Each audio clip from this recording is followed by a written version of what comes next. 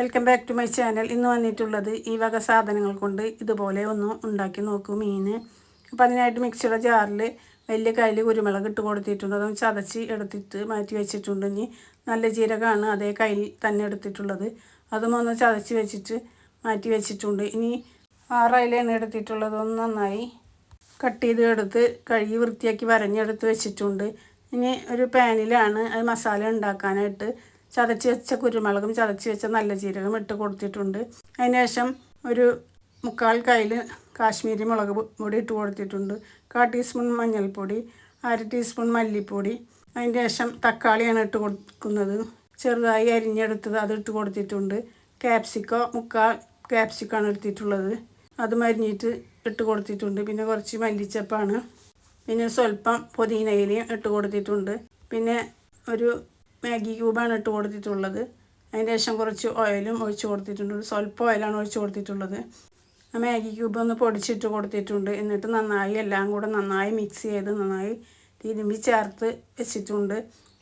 അതിന് ശേഷം അതിലേക്ക് അയില വരഞ്ഞത് ഇട്ട് കൊടുക്കാം. തല കൊടുക്കാനാണ് എടുത്തിട്ടുള്ളത്. എന്നിട്ട് എല്ലാം കൂടെ നന്നായിട്ടൊന്ന് കായം തേച്ച് പിടിപ്പിക്കുക അതിലേക്ക്. നന്നായി കായം ഒക്കെ തേച്ച് പിടിപ്പിച്ചിട്ടുണ്ട്. അതിൻ്റെ മീതെ അതിൻ്റെ ബാക്കിയുള്ള മസാലയും നന്നായിട്ട് ഇട്ട് കൊടുക്കാം. എന്നിട്ട് ഒരു 5-6 മിനിറ്റ് നേരം ഒന്ന് വെച്ച് ശേഷം ഗ്യാസിൻ്റെ മേലെ വെച്ച് കൊടുത്ത ശേഷം ഒന്ന് വേവിച്ചെടുക്കാം.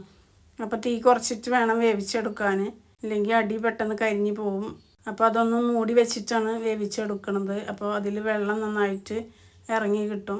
അതിൻ്റെ ശേഷം അത് തുറന്നിട്ടൊന്ന് നന്നായി കൂട്ടി വെച്ച് ഒന്ന് വേവിച്ചെടുക്കാം.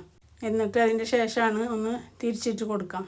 പൊടിയാതെ തിരിച്ചിട്ട് കൊടുക്കണം. പെട്ടെന്ന് പൊടിഞ്ഞ് കിട്ടും. ഫ്രൈ ചെയ്ത് എടുക്കുകയല്ലല്ലോ, ഇങ്ങനെ വേവിച്ചെടുക്കുകയല്ല ചെയ്യണത്. അപ്പോൾ അങ്ങനെ എല്ലാതും ഇതുപോലെ തിരിച്ചിട്ട് കൊടുത്തിട്ടുണ്ട്. അതിലുള്ള മസാല വീണ്ടും അതിൻ്റെ മീതെ ഒന്ന് ഇട്ട് കൊടുത്തിട്ട് വീണ്ടും ഒന്നും കൂടി മൂടി വെച്ച് വേവിക്കാം. നല്ല രുചിയാണിത്. അപ്പോൾ എല്ലാവരും ഇതുപോലെ ഒന്ന് ചെയ്ത് നോക്കണം. അപ്പോൾ ഇതും നന്നായിട്ട് വെന്ത് കിട്ടിയിട്ടുണ്ട്. ഇനി അത് ഓരോന്നെടുത്ത് പ്ലേറ്റിലേക്ക് മാറ്റി കൊടുക്കാം. ഇതിൻ്റെ മസാലയും ഈ മീനും കൂടെ ചപ്പാത്തിയിലും ചോറിലും കൂട്ടി കഴിക്കാൻ നല്ല രുചിയാണ്. അപ്പോൾ എല്ലാതും അതുപോലെ പ്ലേറ്റിലേക്ക് മാറ്റി കൊടുത്തിട്ടുണ്ട്. നല്ല രുചിയാണ്. നല്ല കുരുമുളകിൻ്റെയും നല്ല ജീരകത്തിൻ്റെ ഒക്കെ നല്ലൊരു മണമുണ്ട്. നല്ല രുചിയാണ്. അപ്പോൾ എല്ലാവരും ഇതുപോലെ ഒന്ന് ഉണ്ടാക്കി നോക്കുക. ഈ വീഡിയോയിൽ സൗണ്ട് കൊടുക്കുമ്പോൾ പുറത്തുനിന്നുള്ള കിളികളുടെയും കാക്കയുടെയും ഒക്കെ സൗണ്ടുകൾ അങ്ങനെ വരുന്നുണ്ട് കേട്ടോ.